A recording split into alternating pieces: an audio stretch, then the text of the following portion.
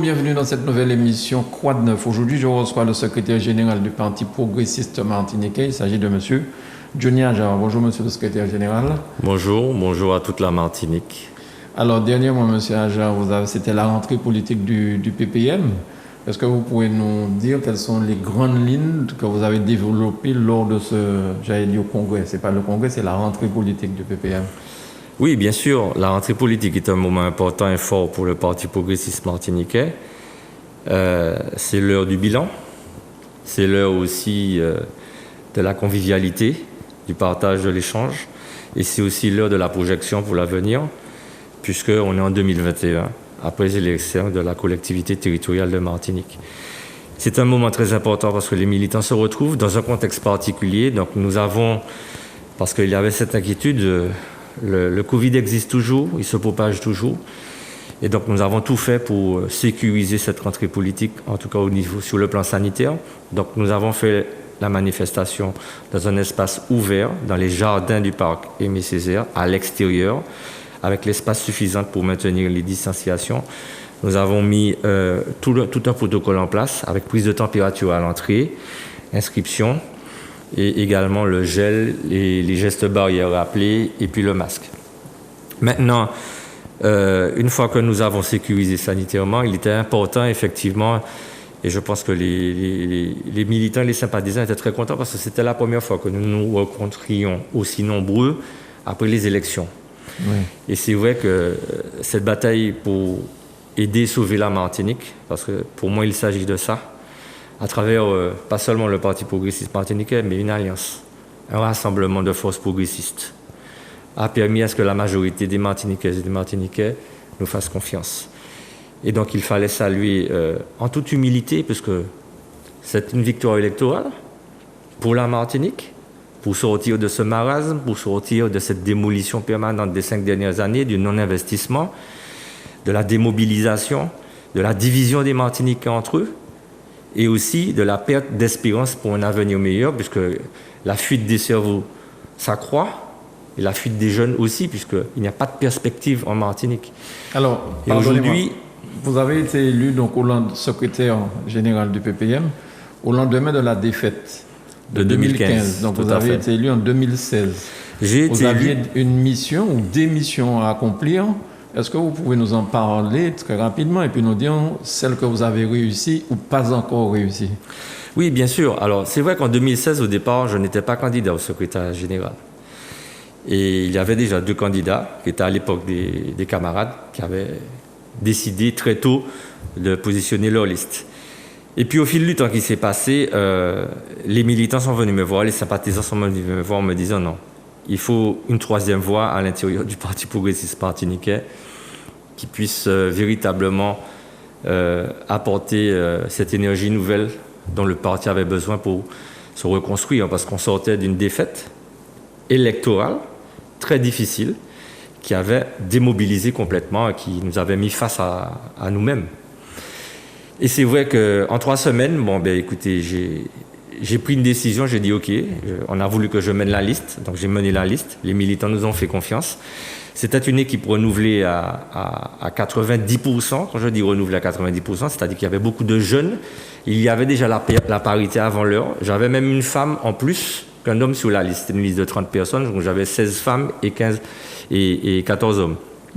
Donc, nous sommes entrés dans une dynamique de reconstruction et je m'étais confié, et c'est ce que j'avais proposé au Congrès à l'époque, justement, c'est à la fois la reconstruction du PPM, la consolidation de la pensée césarienne, parce que nous avons une richesse inouïe qui est une idéologie, une doctrine qui est propre à nous-mêmes, qui est propre à la Martinique. Celle de l'émancipation au sens individuel et collectif, qui n'est ni l'indépendance, ni la départementalisation, et qui est le but ultime, parce que le PPM est aussi une école de pensée, avant d'être, entre guillemets, une machine organisée, avec une expérience importante sur le volet électoral. Vous revendiquez l'autonomie? Bien sûr, nous revendiquons cette autonomie qui est le juste chemin entre la départementalisation et l'indépendance. La départementalisation, c'est l'assimilation intégrale, c'est-à-dire que nous perdons notre identité. Nous avons certes l'égalité des droits, mais elle est tellement entre guillemets, théorique, qu'on voit bien qu'on n'a jamais réussi à avoir réellement l'égalité des droits, mais le peu de droits que nous avons eu commun en tant qu'être humain, il faut, et Césaire dit ça, à l'autonomie, ce qui est acquis, ce qui manque sera ajouté. Donc, dans l'autonomie, on a cette question de l'égalité des droits, c'est important, mais aussi on a la question du droit à la différence. Parce que l'assimilation intégrale, c'est l'égalité des droits, c'est-à-dire que tu es français à part entière et tu perds ton identité martiniquaise. Et c'est ce que nous refusons. L'indépendance, c'est l'inverse, c'est-à-dire que tu es différent à part entière et tu perds ton égalité des droits. Tout à fait. Et vous voyez, nous sommes, vous et moi, en tant qu'être humain. L'autonomie, c'est la conciliation, justement, la conjugaison entre l'égalité des droits et des droits de la différence. Et quand je vous vois, vous et moi, nous devons avoir les mêmes droits humains, d'accord ? Et nous avons nos différences parce que je ne vous ressemble pas, vous ne me ressemblez pas, et pourtant nous sommes tous les deux martiniquais. Donc on peut parfaitement concilier l'égalité des droits et le droit à la différence. Je suis français, je le revendique, mais je suis d'abord martiniquais, je le revendique. Bien. Il n'y a aucune opposition à cela. On en reviendra un jour si vous voulez. Oui, avec plaisir. Dans une plus longue émission, vous développez. Et alors, rapidement, donc oui. C'est vrai qu'à partir de 2016, on a mené les différentes batailles. Il y avait les législatives qui sont arrivées en 2017. Oui. Alors, la reconstruction ne se faisait pas uniquement sur une base d'organisation pour les élections. La reconstruction se faisait également sur une base de formation de nos militants pour leur permettre de leur transmettre les valeurs et la doctrine, justement, du Parti progressiste martiniquais basée sur le progrès et l'humanisme. C'est ça qui est fondamental, sur le volet de la dignité humaine, sur le volet de la reconnaissance de la personnalité collective martiniquaise. C'est ça les bases, parce qu'on a une vraie base idéologique, et ça, c'est le socle de la pensée césarienne, c'est le socle du Parti progressiste martiniquais, c'est le patrimoine du Parti progressiste martiniquais. Donc, il y a un volet de pensée, et il y a un volet d'organisation, mais aussi de structuration pour aller à la conquête des outils qui nous permettent de mettre en place le volet sur les valeurs progressistes de la responsabilité et de la personnalité collective, c'est-à-dire aller gagner les élections. Donc, législative en 2017, oui. Nous avons eu les sénatoriales avec Serge Letchimy notamment, mais c'est aussi Josette Manin. Au Lamentin. Au Lamentin. Enfin, pas au Lamentin, dans la circonscription du centre atlantique, oui, puisque c'est plus sûr que le Lamentin. Nous avons également été au sénatorial victorieux avec deux candidats à l'époque de l'Alliance que vous connaissez. Il y avait également pour moi la mission de consolider nos municipalités en 2020 à travers l'organisation du PPM. Et ça a été le cas. Donc la confiance et la proximité avec la population a pu se maintenir et se consolider en 2020, notamment à Fort-de-France, mais aussi à Bellefontaine, au Carbet. Malgré la pandémie qui avait commencé en plus. Malgré la pandémie qui avait commencé. Et puis, il y avait bien sûr l'échéance de la deuxième élection de la collectivité territoriale de Martinique qui était essentielle en 2021, puisqu'on sortait d'une défaite en 2015, et donc nous n'avons pas été à la gouvernance de la première collectivité qui regroupe le Conseil général et le Conseil régional. Et donc, nous sommes effectivement, grâce aux forces vives, sympathisantes, militantes de Alliance Martinique et aussi du Parti progressiste martiniquais, réussi à faire en sorte que la confiance soit rétablie et que nous gagnions cette élection-là pour donner cette espérance nouvelle à la Martinique avec un rassemblement d'hommes et de femmes dans un consensus martiniquais, avec des idées, des valeurs en programme et aussi avec un leader, parce qu'il faut un manager capable justement de rassembler, de maintenir l'unité en la personne de Serge Letchimy. Donc lorsque nous avons obtenu cette victoire, nous savons bien que ce n'est pas la fin, ce n'est que le début. C'est-à-dire que nous devons travailler maintenant à améliorer le quotidien des Martiniquais. Nous devons travailler maintenant à améliorer le progrès au sens pas seulement du bien-être et des conditions de vivre ensemble, et pas du tout au sens matériel, dans le sens où c'est pas l'écran plat ni le téléphone portable, le progrès. C'est au sens de la prise de conscience individuelle et collective. Oui, le mieux-être, l'épanouissement personnel des gens pour qu'ils se sentent bien individuellement et collectivement, l'amour, la paix, la démocratie et le fait de pouvoir vivre ensemble dans le même espace qu'est la Martinique, en se donnant une espérance de vie, en faisant que l'éducation que nous apportons aux jeunes puisse leur donner envie de continuer à rester dans leur pays aujourd'hui, puisqu'on sait que la démographie est en chute libre et que notre pays va devenir le pays le plus vieux de la Caraïbe d'ici très peu de temps, mais en tout cas le plus vieux de France, d'ici même très très peu de temps. Alors, donc il y a cet enjeu de progressisme, humanisme césairiste. Avec l'alliance, avec Serge Letchimy à sa tête, donc vous avez remporté cette élection, vous êtes au pouvoir pour 7 ans. Est-ce que ça se passe bien dans l'alliance, d'une part, et quelles sont les premières mesures déjà que Serge Letchimy a mis en avant? J'ai cru comprendre qu'il a enfin lancé et réglé ce problème d'eau avec Seguino. Alors juste pour terminer, parce que j'ai oublié, il y avait une dernière mission que je m'étais assigné en tant que secrétaire général, mais aussi avec le président du Parti progressiste martiniquais, parce que c'est vrai que nous formons une bonne unité avec le bureau politique et le comité national, c'est la transmission et justement la formation de la relève. Donc nous avons beaucoup de jeunes aujourd'hui qui sont en cours de formation, et vous l'avez peut-être vu samedi, mais il y a une relève qui se prépare à assumer les responsabilités déjà à l'intérieur du Parti progressiste martiniquais, puisqu'il y aura certainement, après les prochaines élections de 2022, un congrès, puisqu'il y a un congrès tous les 2-3 ans. Et donc, à partir de là, cette jeunesse que nous allons continuer à encadrer, mais qui doit justement, à travers leur formation, à la fois idéologique, mais aussi pratique, dans le fonctionnement d'un parti politique, dans les idées, dans la proximité, dans le travail à faire, parce que c'est l'effort des Martiniquais qui doit régler les problèmes des Martiniquais. Et c'est l'intelligence collective des Martiniquais que nous mettons en place. Donc cette dynamique-là est en cours, et c'est ce dernier challenge que je dois réussir avec le président, faire en sorte que cette relève puisse assumer clairement cette transmission que nous faisons chaque jour qui se passe avec l'expérience et l'expertise que chacun va acquérir et la personnalité et les différences de chacun, mais en ayant une cohésion de point de vue à travers une idéologie commune.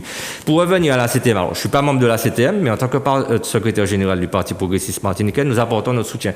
Il est vrai que nous avons un leader, pas seulement qui a une grosse expérience, une grosse expertise, mais qui a une vision de ce pays. C'est clair que c'est un homme de travail, 24 heures sur 24, sans relâche. Vous le savez tous mieux que moi. Et c'est ça qui est admiratif chez lui, c'est qu'il aurait pu être député de la Martinique, de Fort-de-France, à vie, tranquille, dans son espace politique réservé, à Fort-de-France, et il aurait eu une vie plus claire. Il a choisi d'aller à la CTM, pas pour lui, parce que si c'était pour sa carrière personnelle, je pense qu'il serait resté député. Il est allé à la CTM parce que la CTM est un outil au service des Martiniquais. Et donc, il faut sauver ce pays. Et donc, il y a des mesures très fortes qui ont été prises. Et c'est vrai que par rapport aux mesures, d'abord des mesures internes au fonctionnement de l'Assemblée, puisque aujourd'hui, on voit bien que l'Assemblée et l'exécutif fonctionnent ensemble. C'est une famille qui travaille au service de l'intérêt général. Fini les cancans, fini les histoires. On prend de la hauteur et on regarde l'avenir et on regarde surtout les problèmes des Martiniquaises et des Martiniquais. Alors c'est vrai qu'il y a une très grosse espérance qui est arrivée parce qu'on se dit oui, mais il y a beaucoup de demandes. Donc il y a des embouteillages dans les demandes de rendez-vous, dans les demandes de règlement de problèmes à tous les niveaux parce qu'il y avait tellement de blocages, tellement de dysfonctionnements, tellement de problèmes sur les 5 dernières années que tout le monde pense que tout doit être réglé tout de suite, sauf qu'on ne peut pas être des magiciens, ça fait à peine 3 mois. Et moi, je trouve qu'en 3 mois, il y a une réorganisation à mettre en place, donc qui va se mettre en place. C'est une grosse machine à 4300 salariés, c'est pas un permis poids lourd, c'est permis fusée ou permis grosse fusée, c'est énorme. Ça demande un travail conséquent et important. Toute l'équipe s'est mise en place, et donc, bien sûr, il faut prendre en compte les réalités d'aujourd'hui. La CTM s'investit dans la problématique du Covid auprès des hospitaliers pour les aider sur le plan matériel. On a dit Covid tout à l'heure avec tout ce qui se passe actuellement. Alors, donc je disais ça parce que ça c'était le début. Oui. Il y a une remise à plat notamment qui a été faite sur toute la politique économique et sociale parce que ça aussi, les conséquences du Covid sont sur les très petites entreprises et puis les problématiques sociales. Et puis, il y a Seguino, qui est un problème emblématique qui n'a jamais pu être réglé. J'en suis un témoin majeur en tant qu'ancien membre de la collectivité territoriale de Martinique. Et je pense qu'il a fait un exploit en 3 mois de pouvoir trouver à la fois les solutions techniques, contrairement à ce que j'entends dire de certains, les solutions techniques qui règlent le problème sans dépenser trop d'argent, puisque les coûts sont maîtrisés, et surtout pour faire en sorte qu'avant la prochaine sécheresse, qu'avant le prochain carême, eh bien, les 20 000, 30 000, 40 000 familles martiniquaises, notamment du sud et du centre, qui étaient systématiquement privées d'eau, ne soient plus privées d'eau. Le problème sera réglé, les travaux vont commencer bientôt, et je pense que ça fait partie des actions emblématiques qui nécessitait d'abord une volonté, mais aussi derrière la volonté, la capacité de mettre en œuvre, parce qu'il fallait réorganiser les services de la CTM, en conséquence, en tout cas le volet technique, parce que c'est une compétence propre à la CTM, le règlement de la problématique de Séguinou, qui s'inscrit à l'intérieur d'un programme plus vaste de la politique de l'eau en Martinique, de la tarification sociale de l'eau, mais aussi parce que l'eau est un bien commun, de faire en sorte que cette eau soit accessible à tous. Et ça, c'est fondamental. Donc, le problème de Séguinou est en cours de règlement parce que les travaux vont commencer. Et je pense qu'il faut saluer Alliance Martinique, je pense qu'il faut saluer le président du conseil exécutif, le président de l'Assemblée et l'ensemble des personnes qui travaillent à faire en sorte que ça soit les problèmes des Martiniquais qui soient prioritaires aujourd'hui au détriment des intérêts personnels. D'accord. Alors, concernant l'eau, justement, le candidat Letchimy avait dit aussi qu'il allait gérer un prix unique de l'eau sur l'ensemble du territoire martiniquais. Je suppose que ça, avec l'histoire de Séguinou qui commence, et on arrivera aussi à ça assez rapidement, peut-être pour tous les Martiniquais. Alors, ce sont des sujets qui sont inscrits dans le programme, parce que la question de la politique, le prix unique de l'eau, effectivement, et en tout cas le plus bas par rapport à la qualité requise, d'accord, doit s'accompagner également d'une gouvernance unique. Oui. Et donc ça aussi, il faut faire un travail. Et c'est ça qui est important, c'est qu'il n'y a pas une vision segmentée. On ne règle pas des petits morceaux de bouts de problèmes qui n'ont aucun effet sur la vie des Martiniquais. On a une vision globale pour régler globalement le problème. Alors bien sûr, avec des phases. La première phase, c'était Séguinou parce qu'il fallait le régler rapidement. La deuxième phase, ça sera rentrer dans la gouvernance de l'eau, la nouvelle gouvernance de l'eau pour avoir une gestion unique de l'eau et pour avoir un prix unique de l'eau. Et en attendant, parce que ça va prendre le temps le plus court que possible pour que ça se mette en place, il faut quand même rentrer parce qu'on voit aujourd'hui qu'il y a un problème qui est en train d'arriver, qui est là aujourd'hui, qui existait déjà en Martinique depuis longtemps, qui va exister en France très prochainement et ailleurs dans le monde, c'est la cherté de la vie. Parce que les produits, les matières premières, dans tous les domaines, alimentaires, BTP et autres, on voit les industries automobiles et autres, dans tous les domaines, les prix augmentent. Oui, et vous pensez bien qu'en Martinique, ça va arriver dans les mois qui viennent. Et donc, cette tarification sociale, cette tarification de l'énergie aussi, puisque ça va être un sujet, le prix du gaz, par exemple, on en parle, mais cela montre bien que la Martinique n'est pas exclue du monde et qu'elle subit les mauvaises conséquences du Covid dans le monde, elle peut subir. Donc, si on ne se protège pas, si on ne trouve pas des solutions, donc je pense que dans le moyen terme, là, c'est de préparer également, parce que c'est là où il faut une gouvernance martiniquaise forte, dans un partenariat plus global pour protéger les Martiniquaises et les Martiniquais des soumissions à venir par rapport au consumérisme mondial dans lequel nous nous trouvons. Alors, avant de parler pour terminer de la pandémie et de tout ce qui se passe avec les soignants, le CHUM en ce moment, des élections à venir. Nous sommes, dans quelques mois, il y a l'élection présidentielle. Et il y a aussi l'élection pour les députés, la députation.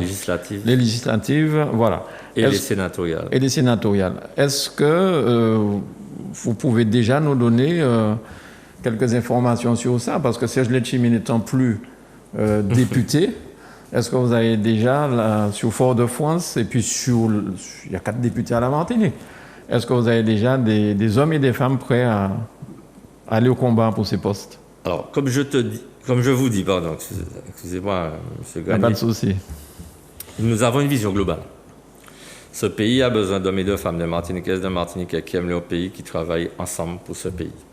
Donc, on ne va pas détacher un problème par rapport à un autre. Le Parti progressiste martiniquais travaille simultanément sur plusieurs sujets. D'ailleurs, j'ai écrit il y a quelques semaines au Balisier, de façon à ce qu'il redémarre la remobilisation et la réflexion, qui ne porte pas que sur un volet, parce qu'on a l'impression que c'est quand les élections arrivent qu'il faut se positionner, et ce n'est pas comme ça que nous devons fonctionner. Faire vivre l'idéologie, la pensée césarienne, c'est-à-dire trouver ce consensus martiniquais, c'est-à-dire trouver la force de combattre la domination et de combattre la soumission, de trouver le juste équilibre, c'est-à-dire l'égalité que nous souhaitons entre les hommes et les femmes du monde entier et d'abord chez nous en Martinique, c'est-à-dire trouver les arguments qui feraient que les Martiniquais élèvent le niveau de conscience individuelle et collective pour qu'on ne se limite pas à gérer des petits problèmes personnels par rapport à des extrémismes ou par rapport à des ambitions personnelles, mais qu'on regarde les problèmes des Martiniquais en face à face et qu'on trouve ensemble de manière avec la fraction la plus large, les solutions adéquates. Il ne nous reste pas beaucoup de temps malheureusement. Pour les institutions et pour... Donc, il y a ce volet-là de travail au niveau des balisiers. Bien sûr, il faut continuer parce que pour pouvoir mettre en œuvre notre programme, nos idées, nos valeurs et consolider cette pensée césarienne, humaniste et progressiste, il faut pouvoir aller aux élections. Le PPM a toujours pris part au présidentiel. Donc, dans le sens où nous allons soutenir le meilleur programme dans lequel les intérêts de la Martinique seront défendus, bien sûr en excluant les extrêmes. Je ne donnerai pas de nom, mais il y a deux extrêmes là, il y a un monsieur et une dame. On les exclut définitivement et nous serons contre. Et puis, donc nous serons présents face à un programme qui sera un programme de progrès, un programme d'humanisme, un programme de dignité, un programme de développement pour la Martinique. Ça veut dire que vous allez soutenir Hidalgo ? Nous allons faire des propositions. Nous sommes pour le moment à l'écoute des candidats. Bien sûr, nous avons une tendance socialiste parce que dans les statuts, nous sommes des socialistes. Nous avons toujours été apparentés socialistes. Néanmoins, nous sommes aussi écologistes. Néanmoins, nous sommes aussi humanistes. Néanmoins, nous devons être aussi dans le modèle économique nouveau pour la Martinique. Donc, il faut regarder les intérêts de la Martinique. Donc nous choisirons ensemble, et ce n'est pas moi, c'est le comité national, à partir d'analyse des balisiers, parce que là, la réflexion est lancée. Une fois que la réflexion est lancée, on fera un point et on discutera, et le comité national arbitrera, c'est-à-dire décidera. S'il y a un consensus global, tant mieux, puis on décidera. Donc il n'y a pas de nom à donner. Bien sûr, comme je dis, il y a une tendance historique, mais on verra aussi par rapport à notre capacité à mettre en œuvre, par rapport à la gouvernance qui sera au niveau de la France, pour nous aider à mettre en œuvre un vrai programme de progrès à la voie économique, sociale, humaniste et digne. Et puis, il faut derrière les présidentielles, effectivement, un Parlement fort. Donc, pour que le Parlement soit, en tout cas, même si on n'est pas nombreux au Parlement, quand je parle pas nombreux, je ne parle pas que des Martiniquais, mais entre guillemets, des DOM, pour que nous soyons quand même, faire valoir nos idées, nos valeurs, faire valoir notre programme et surtout défendre l'intérêt des Martiniquaises et des Martiniquais, il va falloir être présent aux législatives et aux sénatoriales. Donc nous serons effectivement présents en toute humilité dans un esprit constructif de travail avec l'Alliance. Avec l'Alliance, c'est pas l'Alliance seulement, c'est le PPM et l'Alliance. Ce sera avec l'Alliance. Aujourd'hui, nous avons une famille plus large. Pour avoir ce consensus martiniquais, nous avons cette famille plus large qui s'appelle Alliance Martinique. Très bien. Qui sont tous des progressistes et des humanistes dans l'intérêt de la Martinique. Alors, pour terminer, parce qu'on a fini, quelques mots de ce qui se passe aujourd'hui au CHUM. On s'achemine lentement, mais sûrement, on dirait, vers une grève générale à la Martinique. Il y a eu des manifestations, plus de combien de milliers en Fort-de-France. Enfin, il y a vraiment un problème. Rapidement, si vous pouvez me donner votre analyse sur ça. Et puis, est-ce que le président Letchimy réussira à mettre tout le monde autour d'une table pour qu'ensemble, tout le monde travaille pour la Martinique? Bien, alors, d'abord, le président du Conseil exécutif prend sa part de responsabilité en tant que Martiniquais pour essayer de résoudre un problème qui concerne les Martiniquais. D'accord? Il a fait un communiqué d'ailleurs avec des propositions très concrètes d'une demande de médiation. D'accord? Mais c'est une médiation entre deux parties, c'est-à-dire l'hôpital qui est dirigé par l'État et les soignants avec les syndicats qui représentent une certaine catégorie de soignants, c'est-à-dire ceux qui, entre guillemets, ne sont pas vaccinés ou qui refusent l'obligation vaccinale. Qui refusent l'obligation vaccinale, vous avez raison de rappeler, qui refusent l'obligation vaccinale ou le pass sanitaire. Bien. Alors, le président Letchimy a toute sa place à la table des négociations. C'est la plus grosse collectivité du pays. Une médiation, ça concerne un corps, mais ça a un impact sur la Martinique, puisqu'on parle de l'hôpital. Ah oui. D'accord?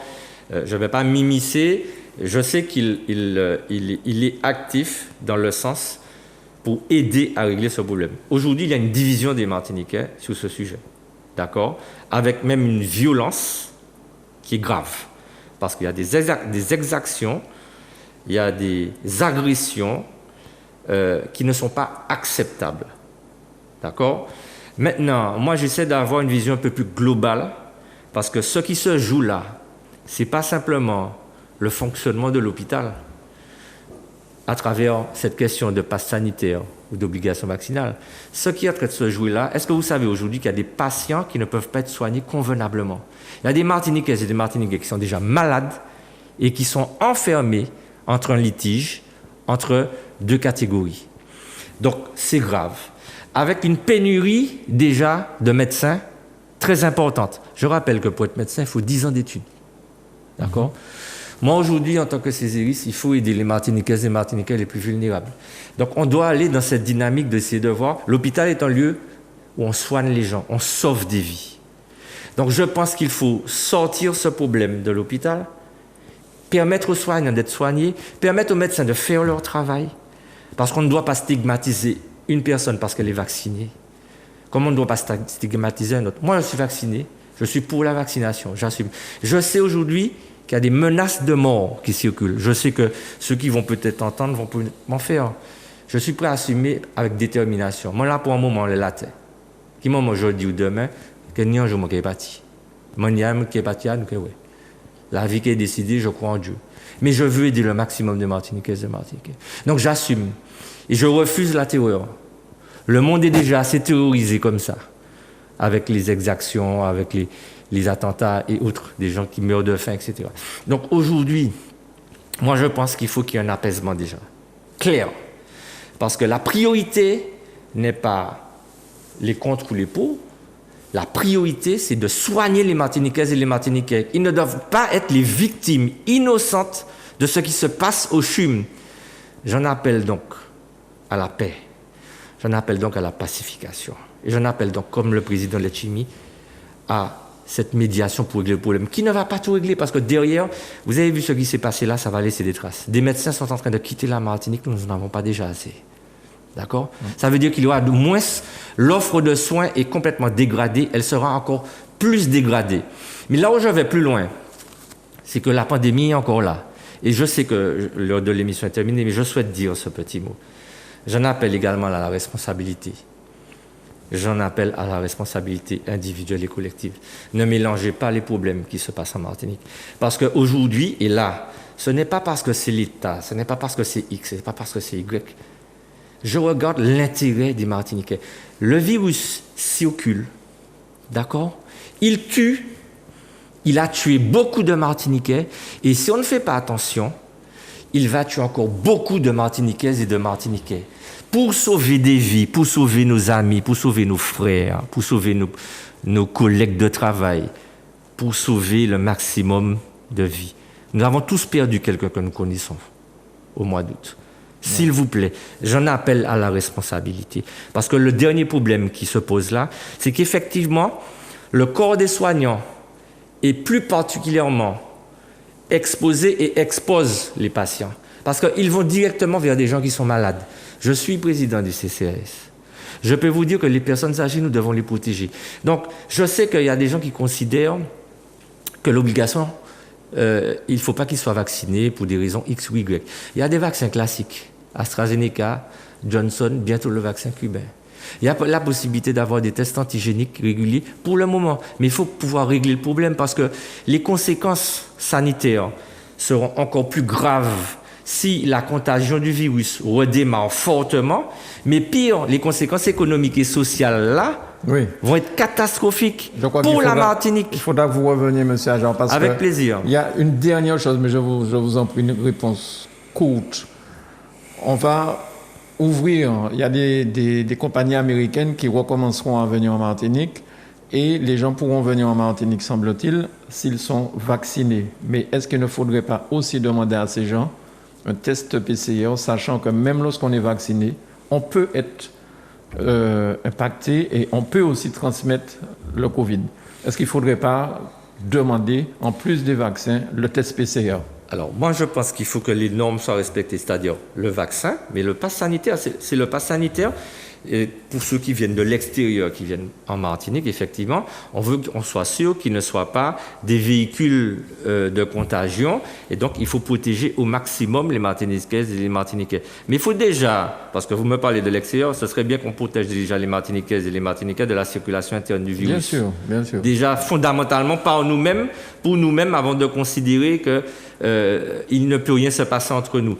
Et comme je l'ai dit tout à l'heure là, quelqu'un qui va soigner une personne âgée, il faut qu'elle ait un minimum soit testée pour le moment, mais elle ne pourra pas être testée tous les jours à vie. Parce que pour le moment, malheureusement, la seule solution qui existe contre le Covid, c'est le vaccin. Très bien. Merci beaucoup, M. Ajar. Je rappelle que vous êtes le secrétaire général du Parti progressiste martiniquais et vous étiez là pour nous parler donc de la rentrée du PPM et aussi faire un bilan sur l'actualité du pays. Merci beaucoup, M. Ajar. Merci. Désolé d'avoir pris du temps. Non, il n'y a pas de souci. Merci beaucoup, Manuela, pour la réalisation et merci à vous chez vous de nous avoir suivis. À très bientôt sur Zouk TV.